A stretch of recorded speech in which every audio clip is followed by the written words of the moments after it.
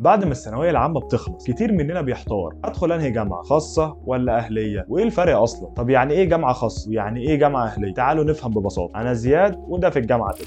الجامعات الخاصه ديت جامعات مش تبع الحكومه، بتكون تبع اشخاص او مؤسسات، بس الدوله بترجع تشرف عليها وتتاكد ان التعليم فيها متوافق مع شروط الجوده المصريه. وغالبا الجامعات الخاصه بتكون مصاريفها اعلى شويه، بس بتوفر خدمه محترمه. في جامعات خاصه دلوقتي بقت مصنفه عالميا، غير ان الجامعات الخاصه بتضم تخصصات كتير وممكن تلاقي فيها تعليم دولي كمان. والجامعات الخاصه ديت بيكون لها تنسيق مستقل اقل من الجامعات الحكوميه. طيب والجامعات الاهليه دي جامعات جديده نوعا ما، الدوله انشاتها وعددها دلوقتي 32 جامعه. الجامعات الاهليه غالبا بتكون اقل في مصاريفها من الجامعات الخاصه، بس الفكره انها مش بتحقق ارباح بالمعنى العادي، لكن المصاريف اللي بتدفعها بيرجعوا يطوروا بها الجامعه. وكمان تنسيقها بيكون احيانا اقل من الخاص في بعض التخصصات، وكمان بتعتمد على تعليم حديث وتكنولوجيا، وفي شغل مع جامعات بره كمان. ببساطه ما نقدرش نقول ان الخاص افضل من الاهليه او العكس، كل واحد يختار اللي يناسبه. طب ممكن احول من الجامعات الاهليه للخاص او العكس؟ طبعا ينفع، لو جبت نفس مجموع التخصص او كان في مكان وكملت في نفس الكليه سنه دراسيه كامله وجبت المعدل التراكمي المطلوب تقدر تحول.